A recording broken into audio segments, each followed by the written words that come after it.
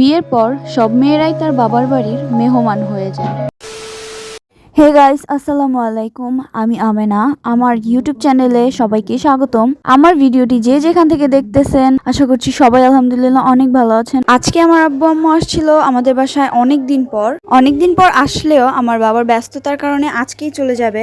আমারও অনেক দিন ধরে যাওয়া হয় না, তো ভাবলাম আমিও দুদিনের জন্য ঘুরে আসি। তো দুপুরের খাওয়া দাওয়ার পরে রওনা দিলাম। আর এখনো পর্যন্ত আমার চ্যানেলটি যারা যারা সাবস্ক্রাইব করেন নাই তারা সাবস্ক্রাইব করে দিয়েন, আর পাশে থাকা বেল আইকনটাতে প্রেস করে দিয়েন যাতে আমার ভিডিওর নোটিফিকেশনগুলো আপনাদের কাছে আগে পৌঁছায়। So enjoy the video.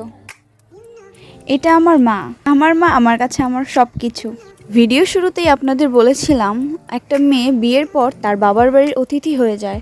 আমার এই কথা বলার কারণ, একটা সময় যেই বাড়িতে আমার জামা কাপড় সব জায়গায় ছড়িয়ে ছিটিয়ে থাকতো, কিন্তু এখন একটা ব্যাগ নিয়ে এক কোণে রেখে দিতে হয়। যে বাড়িতে আমি ছোট থেকে বড় হলাম, 24 ঘন্টা যে বাড়িতে থাকতাম, এখন সে বাড়িতে 1 থেকে 2 দিনের জন্য বেড়াতে গেলেও 10 বার ভাবতে হয়। আর যারা ম্যারিড আছেন তারা অবশ্যই জানেন বিয়ের আগে বাবা মার আচরণ আর বিয়ের পর বাবা মার আচরণ কতটা পাল্টে যায়।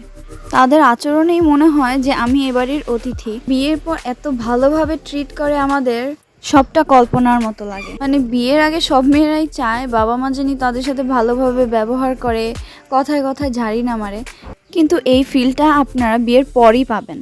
তখন মনে হবে আমি আসলে আমার নিজের বাসায় আসছি। তো বিয়ের আগে আপনাকে আপনার মা একটা কাজ করানোর জন্য অনেক চেঁচামেচি করবে, অনেকবার বলবে, কিন্তু আপনি সেটা করবেন না।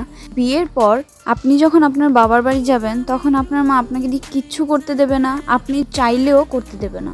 কারণ তখন মা ভাবে আমার মেয়েটা 2 দিনের জন্য আসছে, এখন তাকে দিয়ে কাজ করাবো। আর আমার মনে হয় না কোনো মেয়ে তার বাবার বাড়ি গিয়ে কাজ করতে চাইবে। আমি তো সারাদিন শুয়েই থাকি ফোন নিয়ে। কথা বলতে বলতে অনেকটাই চলে আসছি।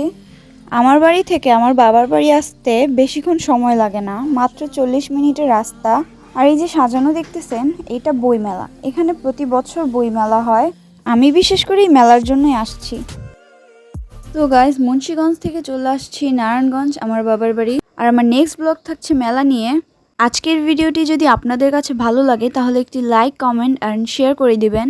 সবাই ভালো থাকবেন, সুস্থ থাকবেন। আল্লাহ হাফেজ।